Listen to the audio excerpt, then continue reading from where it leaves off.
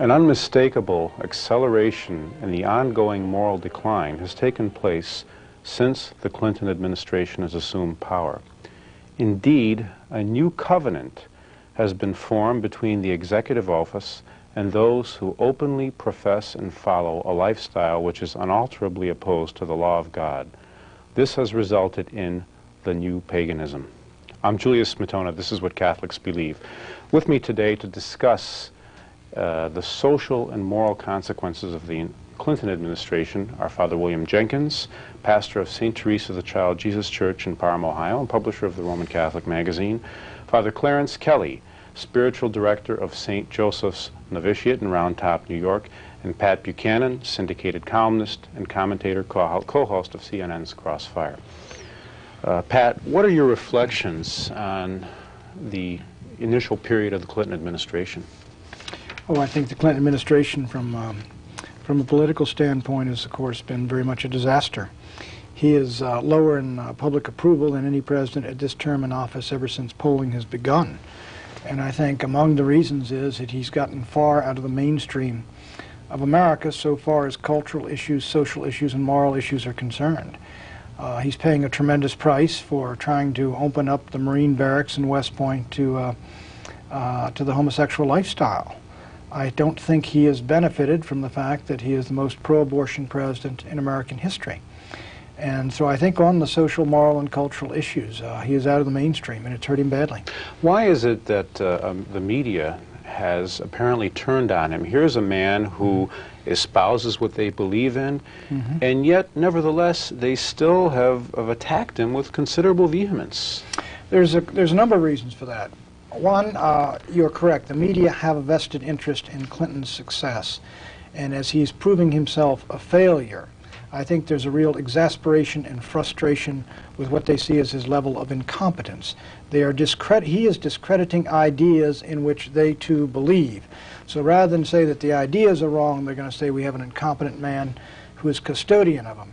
Secondly, surprisingly, Clinton bears a real personal animus toward the media. I noticed it up in New Hampshire. He feels that the media overplayed the Jennifer Flowers affair and the draft issue, and that they were irredeemably hostile to him.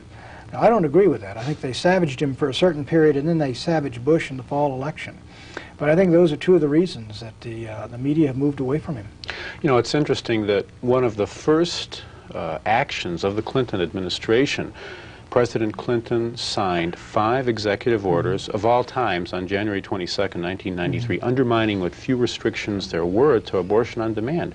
Why did he attach so much importance to this? How was he to benefit? This is a payoff to the feminists, and it's a payoff to the left. They supported him. He made the commitment. He felt this is something he could get done by executive order. But I'll tell you what astonished me even more is among the Catholic hierarchy and Catholic leaders, he's a graduate of the same university I am, Georgetown. Same college that I'm a graduate of. I was there on the 5-year plan. But why didn't they speak up and denounce this? This is a matter of utmost moment to Catholics nationally and certainly to the hierarchy. And I've been astonished that he hasn't gotten a greater or more hostile reaction than he has. Father Kelly, how would you answer that? Why hasn't the hierarchy denounced Clinton? Why would they even criticize those who said it's a sin to vote for then-candidate Clinton? I don't think they look at something like that as the moral issue of the day. I think they're more interested in disarmament and issues like that. As soon as they start to criticize him for questions of abortion and so forth, then they have to turn in on their own dioceses, the schools, the universities, and so forth. For example, when I was at Immaculate Conception Seminary in Huntington, Long Island, we had a professor of moral theology, Father Dennis Regan, and this is back in 1969, 1970, who taught us then that abortion was not intrinsically evil. So now today that has proliferated in so-called Catholic institutions, and if they start denouncing President Clinton for that, it would seem that they would have to turn in on themselves. What I was surprised is I was at the March on Washington, I guess it was January 22nd, and I was in the crowd, and they called me up to say a couple of words. And there must have been 6 cardinals up there that I went down the lines, saluting one after another. But I would say there are 6. How many we have in the country? 9. 6 of them were sitting up there, and they obviously were there as to witness to the idea that abortion is evil, and what's been going on for the last 20 years in this country, legalized for the last 20 years, is evil. And I'm really astonished that the reaction wasn't greater than it was. I think there's a certain amount of, I don't want to call it lip service to certain moral issues, but I do think in the practical order that they don't take the stands in their own institutions to remove from those colleges, for example, and seminaries, professors who espouse views somewhat similar to some of the views of President Clinton with regard to abortion. Well, you know, what's even more interesting is we see an event such as this so-called gay march on Washington, which took place on April 25th. Several 100,000 were attracted. I mean, these people perform the most despicable public abominations, and which yet the press to a great extent ignored. and they not only did they ignore, it was sympathetically portrayed. It was Isn't this nice? except for C-SPAN, which just puts its cameras out there, and whatever goes by is caught on the cameras. Yeah. People watching C-SPAN were really appalled by it, but you really see the double standard in the media. Let me give you an example. If a Right to Life march, and the march took place after this rally over there at the Monument Grounds, and they must have had 100,000 people, and I left, and I had to go do some taping, and I watched them coming down the county. If you had one individual in there, say from the Ku Klux Klan, who held up a banner, all the cameras would rush to that, and that would be what's on the evening news. Right. But with the Gay Rights March, the cameras deliberately avoided all this provocative behavior that was going on to try to find someone who looked, i.e., normal, and to ignore it.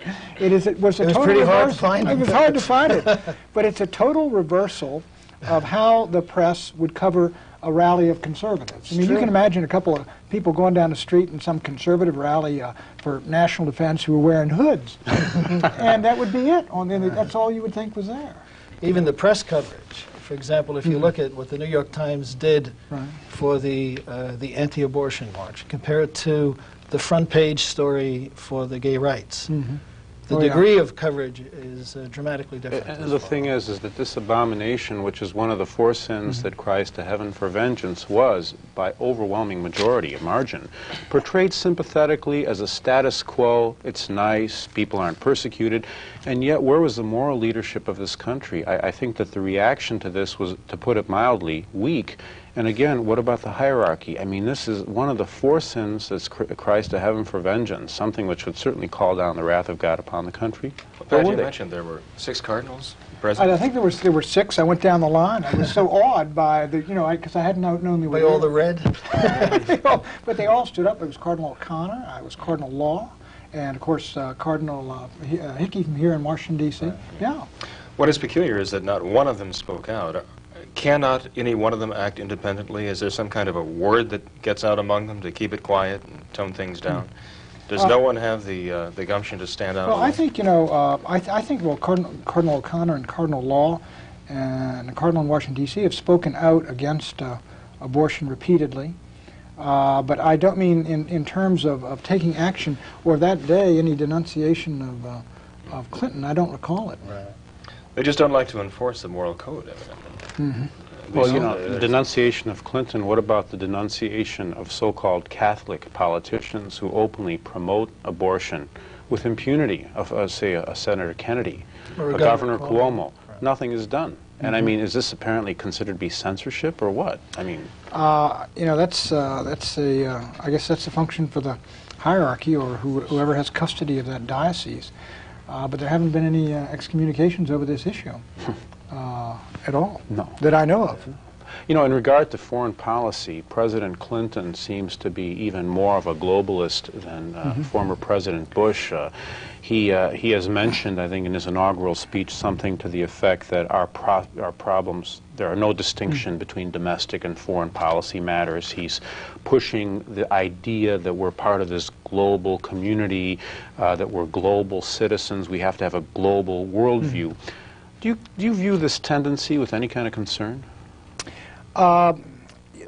Yes and no. You know, I don't want to be ambivalent here. I do, in this sense. I don't think Bill Clinton is deeply principled on this particular issue. I think he looked at Bosnia and he almost got in and then he got out. Bill Clinton's main concern is Bill Clinton's re-election. And I think he is very leery of foreign military engagements which he knows would damage his re-election. By and large, I think he is a globalist. But I think he realizes the mood of the American people right now is, look, we won the Cold War. We spent ourselves into debt, deep into debt doing it. Now let's take care of the problems of our own country first. I think Clinton senses that, so I don't think he's going to launch some sort of foreign adventure that could cost him his presidency. And so I think he'll pull back from this. I really think that on that particular issue, which is one of the issues we ran on in our campaign, we're going to win this argument. The American people aren't enthusiastic about foreign aid when it means taking money from working class Americans and giving it to various socialist governments all over the world. So I think we're going to win that argument. And I don't view Clinton as a formidable adversary because I don't think he's a man of great conviction on this. Mm-hmm. Mm-hmm. Yet the press seems to be pushing for American involvement in Bosnia. The press, this city, wants to involve America. I mean, they would go to war over Bosnia. They want to attack Iran. They want to blockade Iraq, all the rest of it. But the country doesn't. The country is willing to go to war when it sees America's vital national interest engaged in a real threat to them. You know, President Bush had a hard time convincing the American people to go to war against Saddam Hussein, who was right out of Central Took him a long time. He was perfect as a villain, you know. If you were against going to war, Saddam Hussein he'd give you a reason every day why you ought to. But it wasn't until that war started, of course, when Americans went into battle, the American people rallied behind the President of the United States, as they did. Mm-hmm. But, you know, Bush took us into the most popular war in our history. I was down there on Constitution Avenue when the boys came home and marched down there. It was very moving. But 6 months later, President Bush was in political trouble and lost his election. The American people aren't caught up in the idea of foreign military adventures. Mm-hmm. And so this is why, you know, when I say yes and no to your argument, there are globalists all over the lot, but we can beat them on that issue. Mm-hmm. The one issue we got real trouble on, I think, and is the term you used in opening this show. There's a deep cultural war in this country, and it's a war, I think, between this neo-pagan ideology, which is dominant among America's elite, and Christian values and convictions and beliefs. And I think this neo-paganism, if you will, there's an effort to make the ideas basically of secular humanism, to make them the basis of law and the norm of conduct and behavior, and displace what has traditionally been that, which is basically Judeo-Christian values, beliefs, and convictions, upon which the whole country, I think, was pretty much agreed up until 1950, 1960. Mm-hmm. There might have been those who disagreed, but they sort of paid obeisance to them. But it's different. Now there's a war going on for who's going to dictate the character of the American nation. You're watching what Catholics believe, paganism. One of the things which must go in that value system is the traditional family, the role of the wife and the mother. The First Lady during the campaign expressed her derision for the role of wife and mother, saying mm-hmm. something to the effect that, well, I could have been home, I suppose, mm-hmm. baking cookies. Do you think there's a widespread support for the feminist ideology and her views about the role of wife and mother, that it's somehow second-rate and not very significant? No, I really don't. I think that's a real drawback to the feminist movement and cause, the constant disparagement of the role of wife and mother. And you noticed after Hillary Clinton did that, she was taken in for a remake by the campaign. And she came back out and they put her on the mommy track for the fall campaign. And I think they realized that, again, they're going athwart the basic fundamental beliefs of the vast majority of Americans. And I think there's a realization on the part of the more savvy political heads in the Clinton campaign that they ought not to get out there, because again, they're not dealing with they may be dealing with the majority of the media, might find that amusing, but a majority of the American people don't. There's a real dichotomy. There's a real division in this country. And she got on the wrong side of it, and they tried to get her back, and with the help of the media, she did. You know, one would just consider it. I mean, what's to be considered a superior, more important role? Someone mm-hmm. whose every action from the point of view of her child has eternal consequences, someone who's forming a soul, someone who's dealing with the deepest and most profound human emotions, or someone who is simply earning a living. Not that there's anything wrong with earning a living, but between the two, obviously, the wife of the role of mother and wife is more important. Father Jenkins. Well, this is the true Catholic position, of course, that motherhood is a great blessing and a great honor. In fact, the very term matrimony comes from two Latin terms meaning matris munus, which means the office of a mother, or the office of motherhood.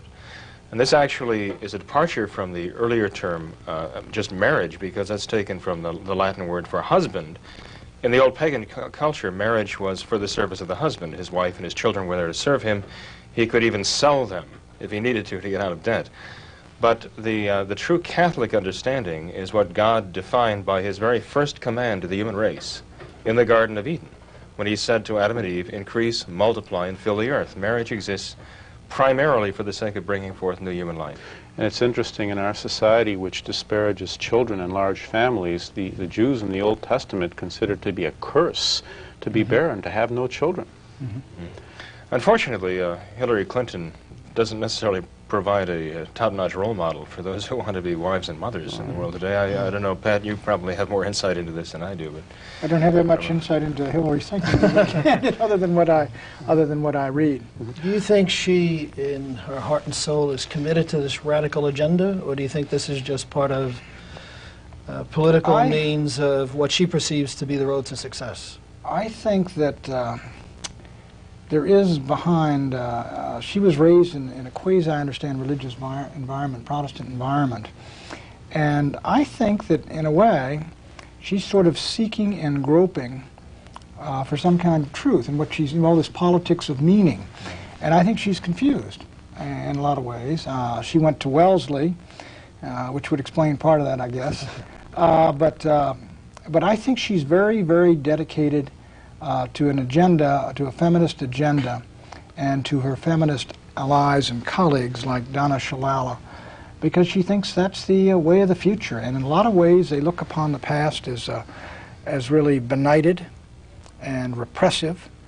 And I think this is what you get, the sort of the politics of arrogance here.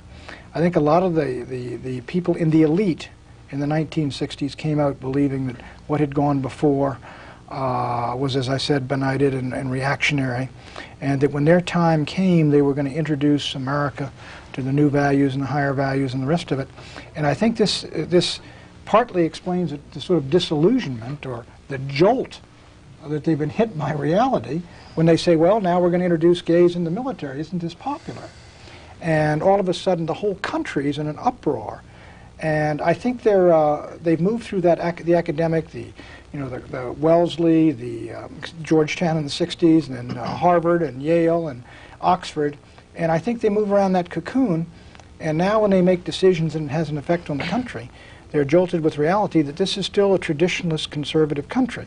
In a lot of ways, when you talk about America, I mentioned there is a sort of neo-pagan elite, secularist elite, and if you take the national media, there's studies done of their attitudes, I think 95% pro-abortion, 90% pro-gay rights, deep believers in environmental reform, believers that that taxes should be raised, government should do more. But there's another country out there too, and it's very traditionalist and conservative, and especially among evangelical Protestants, I notice campaigns here in the South, that is very, very conservative and traditionalist. And these two cultures are just colliding all over this country. You mentioned some of the taxation idea.